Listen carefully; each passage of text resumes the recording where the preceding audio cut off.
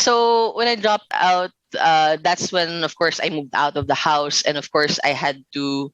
I actually lived with a friend for a bit, and the first job that I got was in a in a call center, and of course, I did not want to answer phones forever because I'm not very good at it.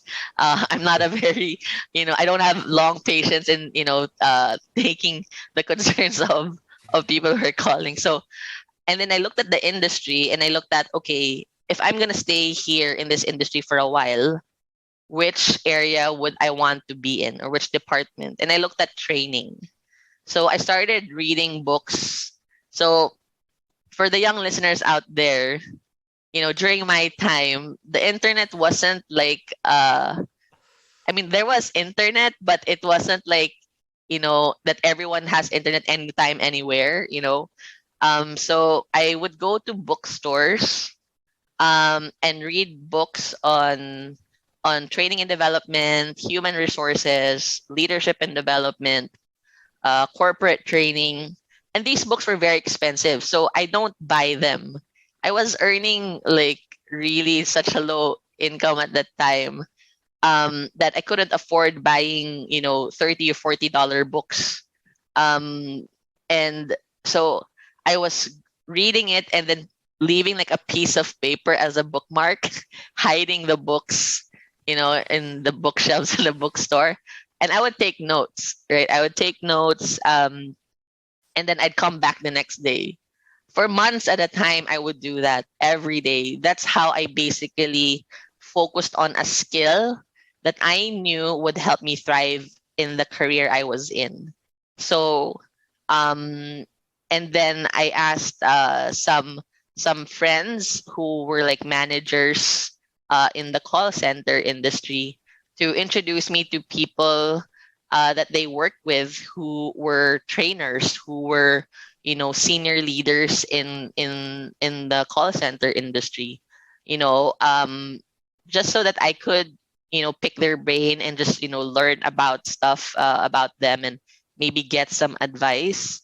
So that's how I built it. That's how I built my curriculum, and then it slowly flourished and evolved into just really understanding what I wanted to do with my career. I did not want to be in the BPO industry for for a very very long time. Though a big chunk of my professional career was in the BPO industry, and that's where I sort of like learned a lot of fundamental skills in terms of corporate, the private sector. Um, yeah, so that's how I sort of like wiggled my way through, disrupting my education. Wow. And and then like how do you, once you learn all of this, how do you, let's say, market it? That's the right word, but how do you, show to people that, okay, I've Mm. learned these skills, I can do Yeah, this and that. you just apply. Like I just like after 6 months in my first job as an agent in the call center, like I just applied, to be like a trainer, and I got rejected so many times.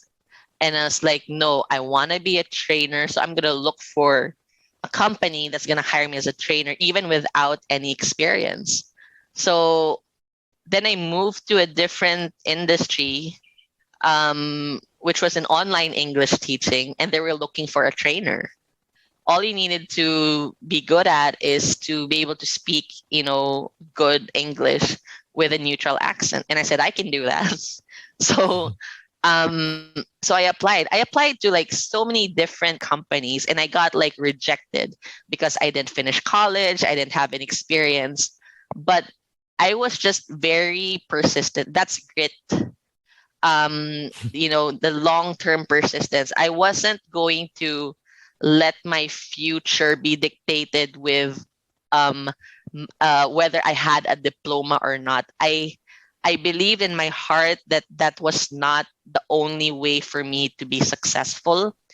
I mean, the likes of Steve Jobs, the likes of um uh what do you call this, of oh my gosh, I forgot his name.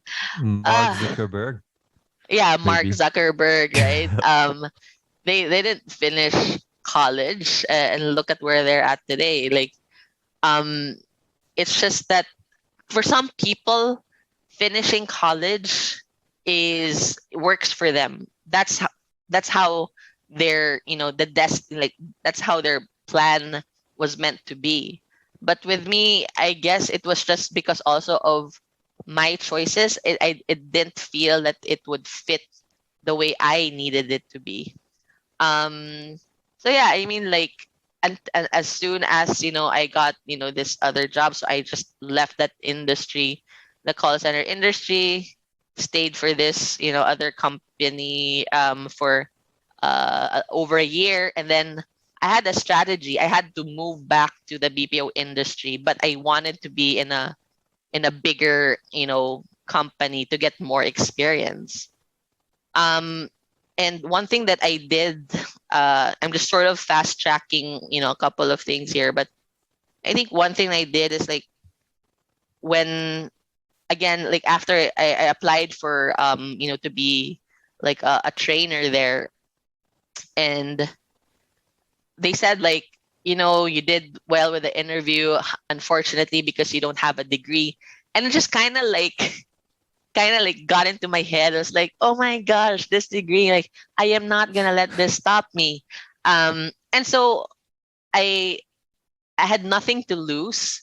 So I just told them that, okay, let's do it this way. It was a risk for me to do it, but I just had to do it because I I wanted to show them that I can do it even without a degree. So I told the person who was interviewing me that, there's a 6 months probationary program, right? So hire me, give me the salary of an agent, and but give me the work of the trainer. And then Wow. if I do not pass, and the salary difference is huge, but I just wanted to prove a point that I can do this. And then I said that after 6 months, if I do not pass the trainer's evaluation, it's still okay for you because you can still hire me and continue, with my salary as an agent. But if I pass, the scorecard, the evaluation period, then you just need to adjust and, switch my role to become a trainer. I said it's a really you're a win-win situation for you. Um, and that was a risk for me to say, but I wanted to. It was like, for me, if I'm gonna make this strategic move to enter this space, because it was a larger company, it was a global, company. That's why I wanted to gain that, experience from them, because I knew I was gonna learn a lot. And then they hired me, and thank God, after 6 months, I passed the evaluation. So, and I'm grateful for them being, to giving me that opportunity to just jump in, and for them for, giving me, taking a chance on me. Yeah. And that's how everything just sort of, like, rolled into in opening different opportunities also. Wow, I love how you use the word disrupt, but for me, I love how you hack the system. It's really hacking it. I really love it. I think, like, when you're kind of, I think grit is, it's a mix of, like, persistence and desperation and necessity, and your passion. All of those components kind of, steer where you're going to focus your mind and your energy into, in order for you to achieve, both your short term and long term goals. At that time, I had no idea if, I would remain in the BPO industry for a long time.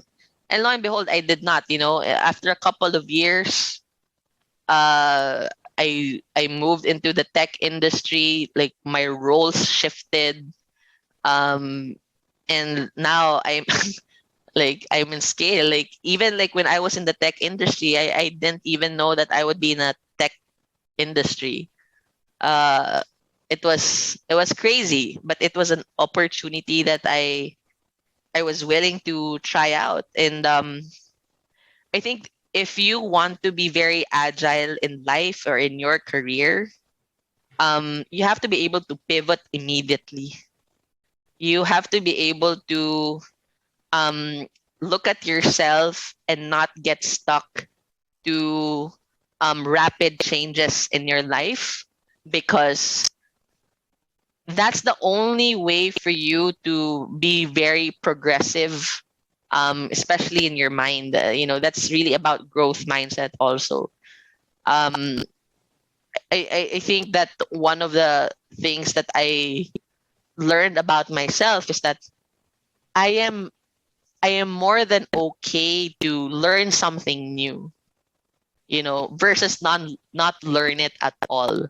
I am okay, more than okay to take on a challenge, to take in a new role that I have no experience in, because I know if I focus and I really put in all the effort and I'm very determined, that I can make it happen. So, that's something that, I want to encourage, your listeners, to do. You just need to take that leap of faith. You need to believe in yourself, but you also need to have that like healthy level of fear that will make you want to do whatever it takes to get things done, to achieve your goal, to make sure that you are able to fulfill your purpose.